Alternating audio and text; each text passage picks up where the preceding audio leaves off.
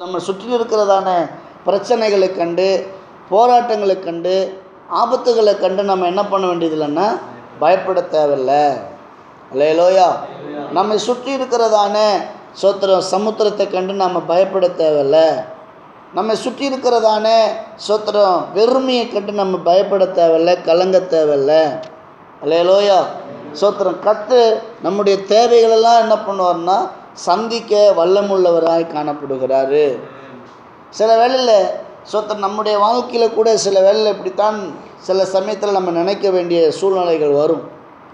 நம்ம அங்கே நம்ம சுற்றி மக்கள் இப்படி இருக்கிறாங்களே, அப்படி இருக்கிறாங்களே, நமக்கு எதிராக இருக்கிறாங்களே, எல்லாம் நம்ம சுற்றிலும் எல்லாமே வனாந்தரமாக இருக்குது, நம்ம சுற்றி எல்லாமே வெறுமையாக இருக்குது, நம்மை சுற்றி எல்லாமே எதிர்ப்பாக இருக்குது அப்படின்னு நம்ம சில வேளை நம்ம நினைக்க வேண்டியது இருக்கும்.